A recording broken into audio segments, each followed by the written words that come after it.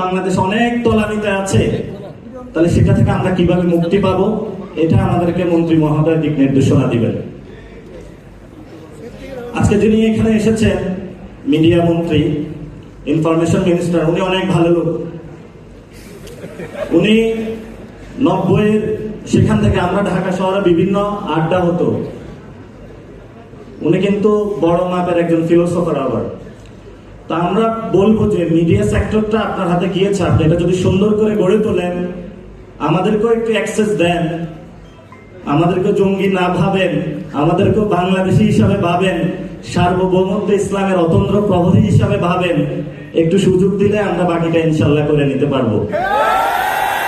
এই জন্য আমরা মনে করি শাপলা নামে একটি চ্যানেল আসা উচিত, যে চ্যানেলের মধ্য দিয়ে আগামীতে যে কেউ যারা শাপলা কাহিনী ঘটিয়েছিল সেটা আপনার তথ্য অনুসন্ধান করে শাপলাদের পর্দার আড়ালের কি ঘটনা ঘটেছিল সেটা আমরা ইনশাআল্লাহ উন্মোচন করব।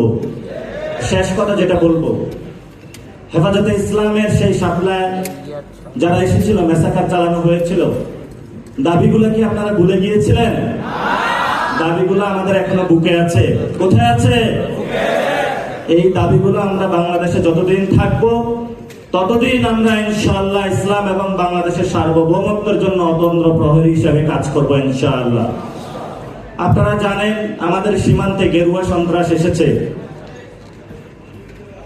এই জন্য হলো গেরুয়া সন্ত্রাস মোকাবিলায় বাংলাদেশের ফরেন পলিসি থেকে শুরু করে নতুন করে সবকিছু আমাদেরকে সাজাতে হবে।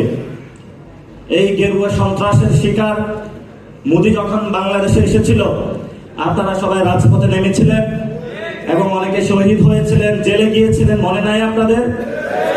সেই ভাইয়ের কথা যদি মনে থাকে, রক্তের উপরে দাঁড়িয়ে হলো যদি বাংলাদেশে কোনো গেরুয়া সন্ত্রাসের একটু ছিটেফোঁটা আসার চেষ্টা করা হয়, আমরা রক্ত দিয়ে ইনশাআল্লাহ প্রতিরোধ করব তাদেরকে।